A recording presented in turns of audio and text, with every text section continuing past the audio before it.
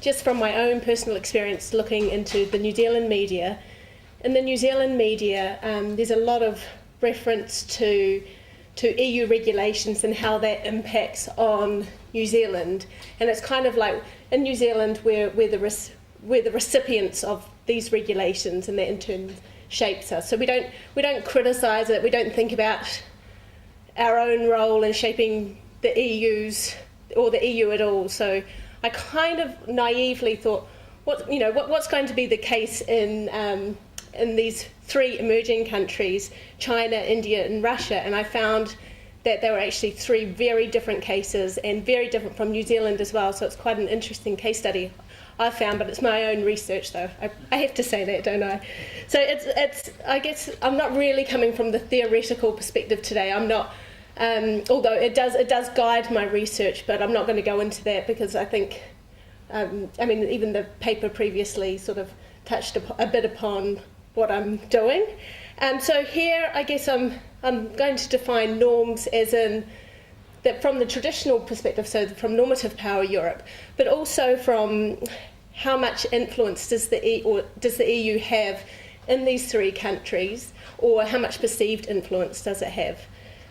So my normative power Europe is defined as being taking from Manners, particularly his 2008 paper, but there's also some others that I've thrown in there. You might disagree with what I've done for the normative power Europe norms, and I've used local print media because this is one way of measuring the EU's footprint, so to speak, the EU's activeness. It's I can never say that word, operationalisation abroad.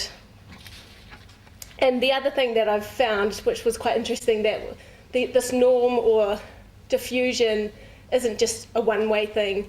In some countries it's actually two-way, and they see the EU in a completely different way to perhaps the EU sees itself.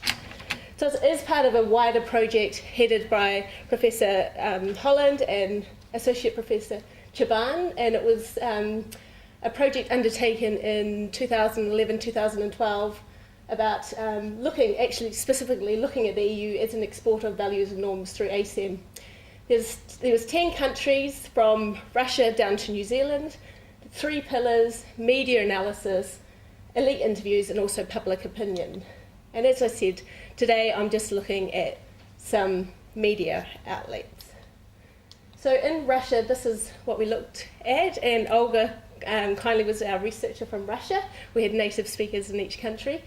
But because I don't speak Russian, I've chosen to choose the English-speaking papers. And again, you might want to argue that it's not as relevant, but I still think it finds some interesting findings. For example, English-speaking papers are generally catered to the elites, they cater to the expats, and also the emerging leaders. The people that are like the younger generation who are studying English at school. English is a really important language, and so they may also read these newspapers. So in Russia it was the Moscow Times.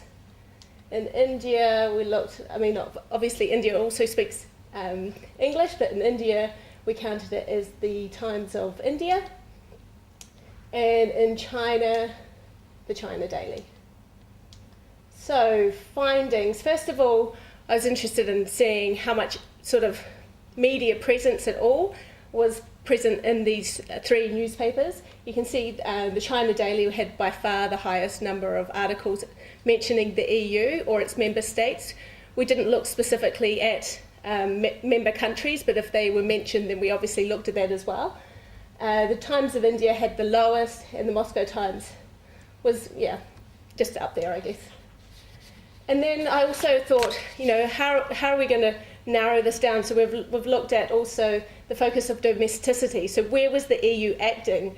And for this research, I wanted to look at when was the EU acting in that particular host country or in its neighbouring region. So you can see in China, it was mainly mentioned. It was over 50% of the articles in the newspaper mentioned the EU acting in China, which was quite high.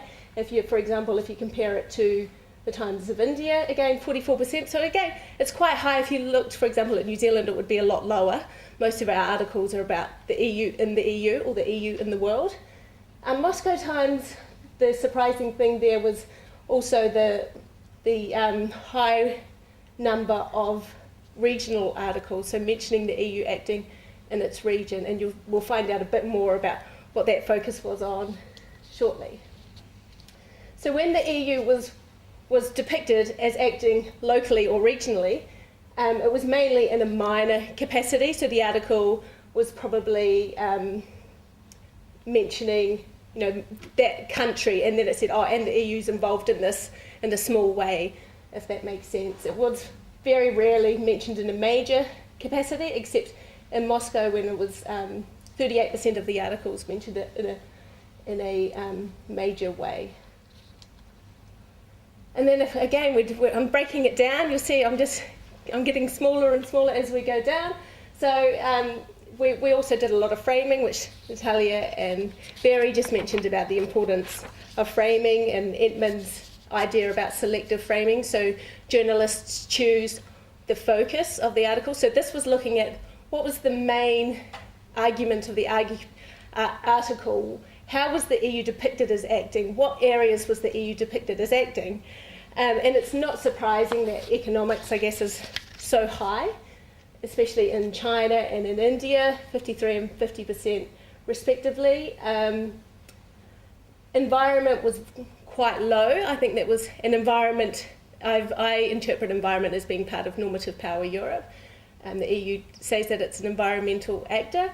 You can see even in Moscow it wasn't mentioned at all, although there was some mention of the environment, as you'll see later on, but the main article wasn't about environment. Social affairs was, I guess, reasonably high, and then politics, so political events, the EU acting politically. Again, I guess what this sort of shows, and what we've talked about already today, is that the EU's not as strong a political power as it is perhaps an economic power. That's the way we could interpret it. Okay, so moving along now, this is all about China, so the results in China. And as I said, I'm looking at EU presence, the EU's impact.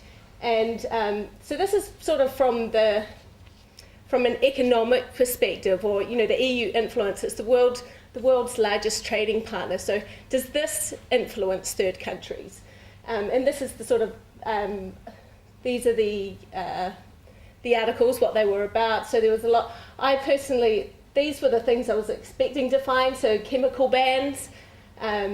China is in New Zealand, as we know, the Chinese public is very aware about health and safety and things like that. So they were quite receptive to those sorts of things, especially the BPA. Apparently it's used in baby bottles, and so they were quite positive about that.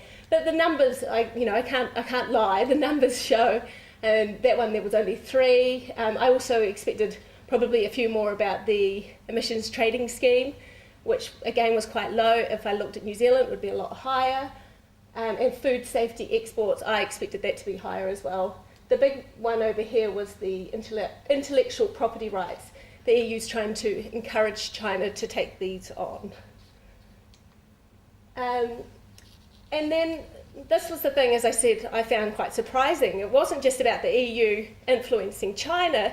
There was a lot of articles. Actually, if you compare the number, this is 37 total articles or total events. The previous one about the EU influencing China was 27, so it was a lot more about how the EU should follow China rather than China following the EU. And it was talking about how the EU needs to acknowledge China's market economy status, and get rid of the high-tech export tariffs. That was also mentioned in India, as you'll see.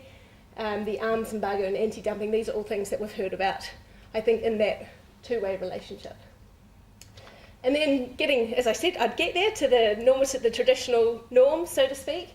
Environment was by far the highest, but I was really surprised at how low these numbers were in comparison to how many articles there was about the EU. Human rights twice, and I think that was about Myanmar, nothing about China specifically. And I think this goes back to what Natalia was saying, that it also tells us how the receiver country views itself as much as, or if not more than, how they are viewed, how they view the EU. So a summary of China. China saw, actually in a lot of the articles I should have put almost there, saw itself as better than the EU.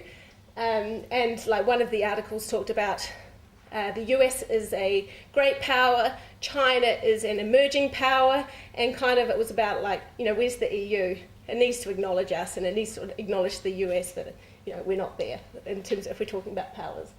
And bilateral relations, even though these articles were about the EU, it was a lot about, especially Germany, the German-Chinese relationship was really talked out, a little bit about Britain and some of the other countries, but it was, there was a huge emphasis on bilateral relations and a very low profile of MPE. There were also areas where I couldn't say it was the EU talking to China or China talking to the EU. There were also areas about cooperation, international cooperation, for example, in the environment. Okay, these are, as you can see, it's a lot smaller in India, our numbers, so I've just got them both on the one slide. So the potential impact of, EU impact on India, so this is how the EU is impacting, chemical safety, herbal pharmaceuticals and pharmaceuticals. The pharmaceuticals came about because there was the free trade agreement was being discussed or signed. And then there was a little bit about how the EU needs to change. And again, this was mainly to do with the free trade agreement. So car import duties and the high-tech exports also came in to play as it was in China. And then coming from the Chinese example, I was quite surprised to find that in India, normative power Europe, if you look, it was quite low numbers anyway, but it was higher than those traditional ones that we just looked at. So it was the overall number was 15, and human rights was quite high, and a lot of that the human rights was the EU acting in India, and for example in court cases and things like that. So, and also diversity. So that was about multiculturalism. We should look to the EU for their examples and that sort of thing. So India, very low coverage, but more focused on the EU impact than the other way around, and it was not more prominent than other regulations, which I guess is a good thing. After a while of looking at these things, you do become a bit sceptical, so I was pleasantly surprised. Now Russia, we've talked a lot already about Russia today, so hopefully I can sort of bring something into the discussion. It was very much about the EU impact on Russia rather than the other way around. There was only one area, and that was the food safety, because there was a contagion at the time, so that's why this was down here, so ignore the red bit. And it was, I guess the main thing though was about visas. We talked about, this double standards already today, so visas is definitely prominent in the Russian media. And then this was one of my most surprising things. So the profile of traditional normative power Europe in Russia, 60, which is a huge number. And as we saw earlier, a lot of the local or regional articles were actually regional. So most of these were all about the EU acting close to home, in Ukraine, in Belarus, and it wasn't critical about the EU, it was just saying this is what the EU was doing in there, and I kind of got the impression that they were saying, those countries they do need the EU's help sort of thing. We don't need the EU's help, but they need the EU's help, if that makes sense. Summary, so I was surprised, and Russia is definitely interested in what the EU is doing, so we talked about the impact, EU impact. The EU is felt in Russia, and especially the high profile impact of normative power Europe. And I'll just give you a few conclusions. So they're all part of the BRICS countries, but they're all emerging economies, but they're very different results, I think.